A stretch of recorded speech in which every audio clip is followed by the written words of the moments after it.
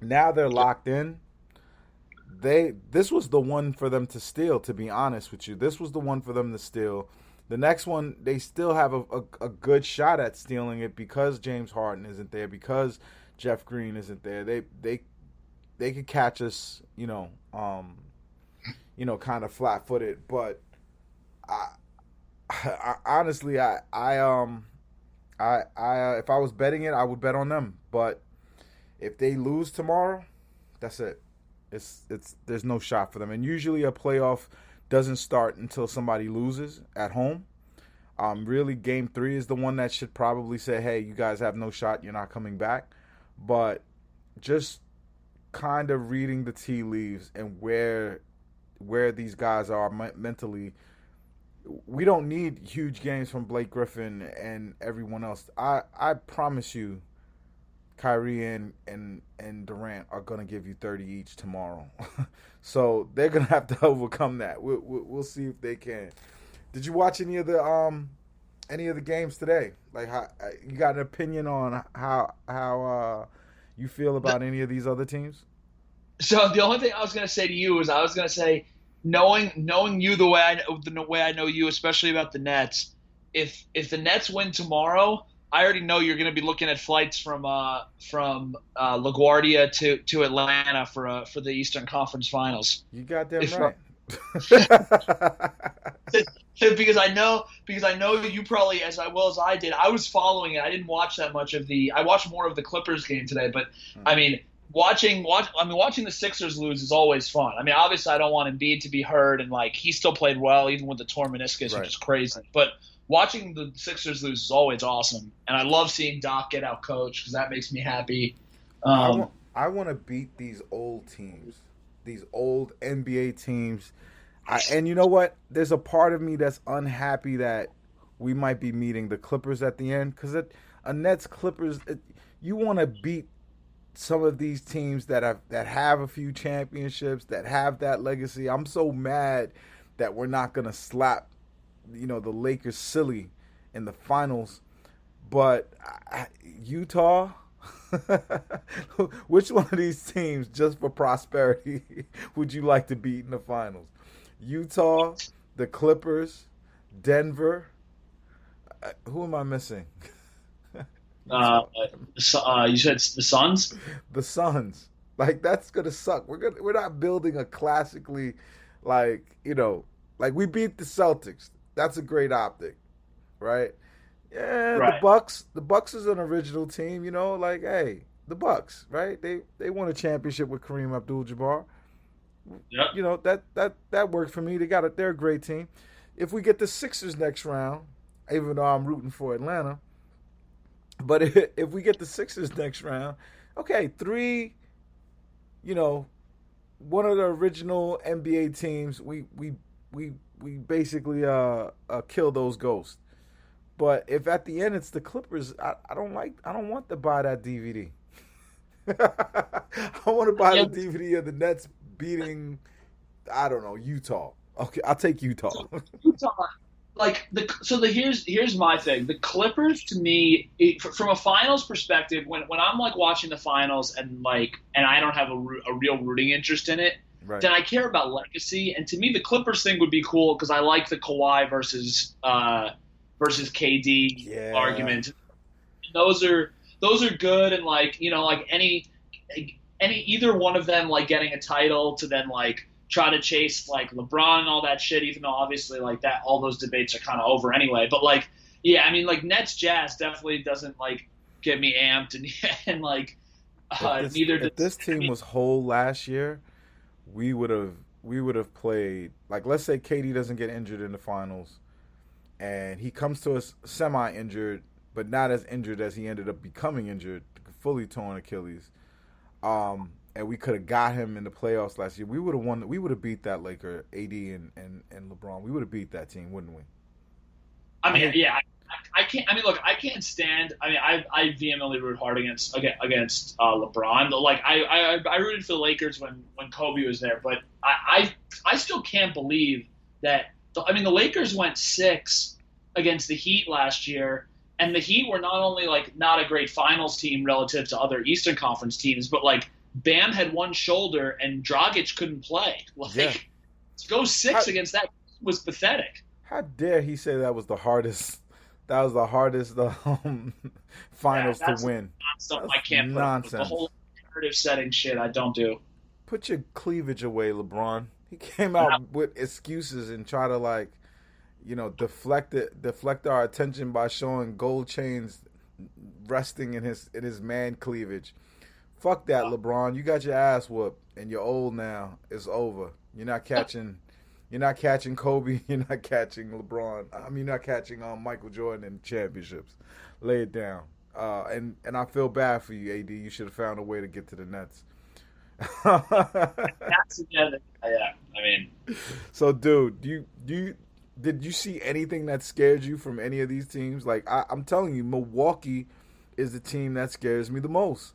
oh yeah, I've been tweeting it. I know you have as well.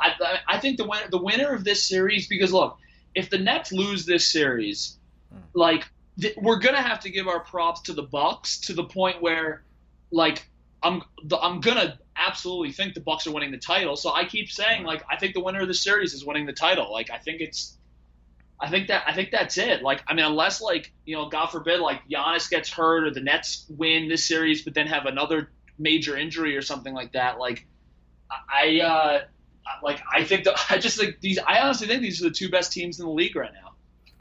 I agree. The Sixers showed me something coming all the way back. It showed me that Atlanta doesn't really have that series under control. They played amazing, and they still ended up. And Sixers played bad, and they still ended up in a close game. Relatively speaking. Yeah. I think the Sixers still beat Atlanta. What do you think? Yeah, I mean, I think so. They also, I mean, Doc did a really dumb thing where he had Danny Green playing on Trey for the first half, even though you got Tybalt and Simmons there. I just didn't. That's what was he thinking? It's the old thing. It's like the old vet. Yeah, I need the crafty vet out there with my young guys. It's stupid. Yeah, I do not get that at all. It's he has championship pedigree thing.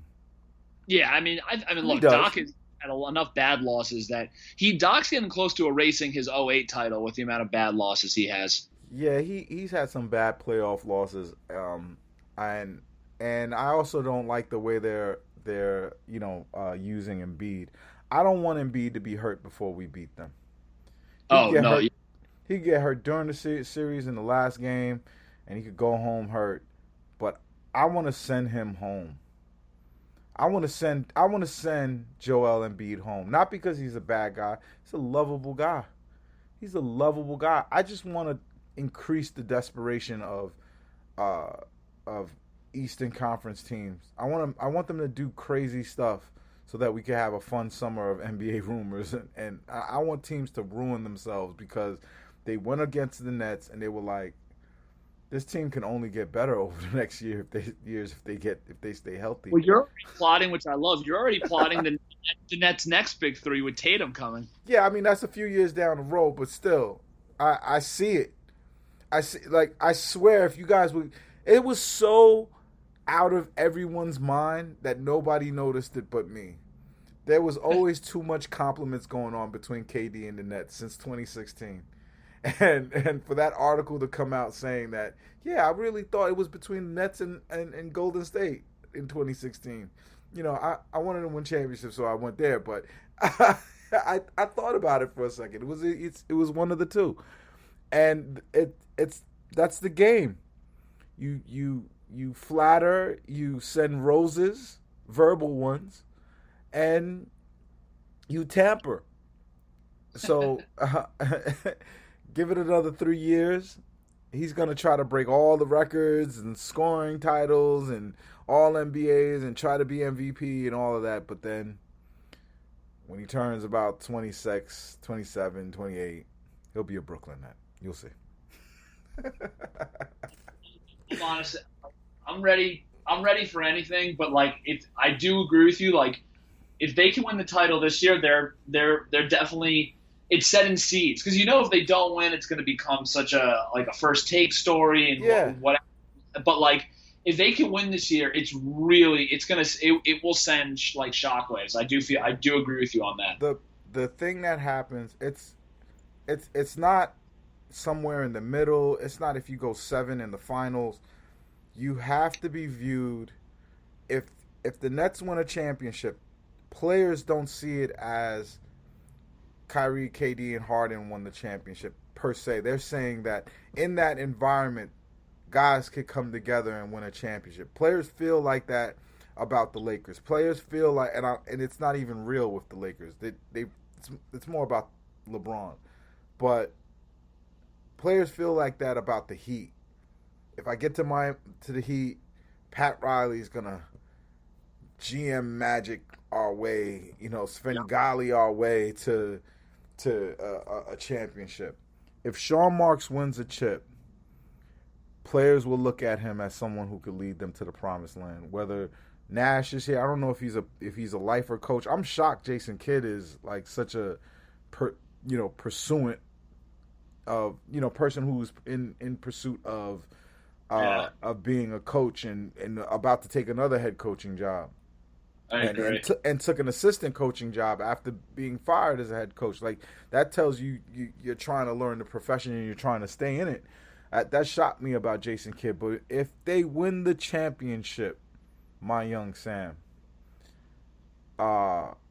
this year, then you're gonna just see a rotation of superstar players coming here because one, the city you just can't beat being young and living in Brooklyn and partying in Brooklyn, partying in Manhattan, and just being kings of this particular city.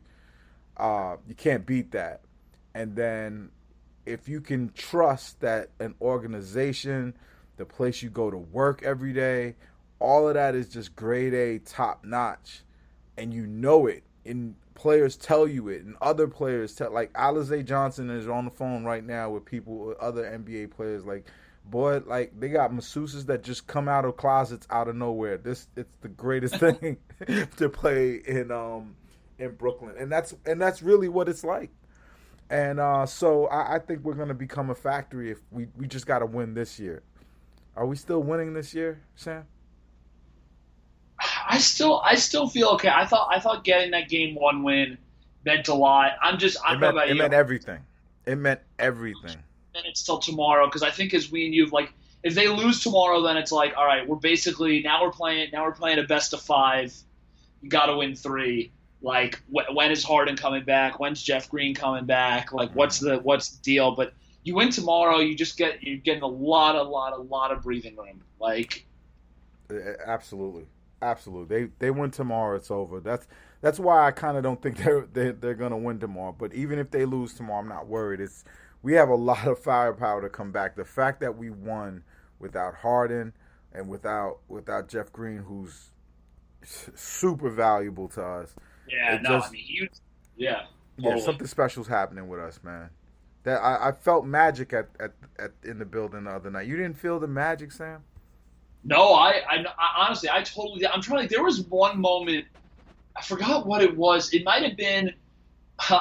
I'm trying to remember if it was the Claxton block or it was or it may have been one. Oh, do you know what actually? The Shamet dunk actually got me really amped because I was happy for him also. I was so thrilled for Shamet. Yeah, because he also shot poorly at the beginning, and it was clear that Nash went away from him a little bit because Shamet's just like, I mean, me and you have been saying this forever. Like when he's feeling himself, the whole team is happy for him, but when he's down on himself, he's like the guy in your friend group that is just like, oh man, like Landry's really. It's like, oh, like Landry can't get a date for like prom. Like this sucks. And now he wants to hang out with us, drag us. Yeah, it's like it's a downer. Like this blows, but like he got the dunk, and then him and Kyrie chest bumped, and I was like, holy shit! I was like, Landry just got a date. Like we're good. Yeah, he got a girl to DM him. It's exactly. Yo, my man, I'm gonna call it a night. Yeah, let's do it. We're gonna win this fucking championship, and even if we don't do very well, but if we win this next joint, it's over. For my man, at Samuel LaChow, I'm at Yves Darbouze.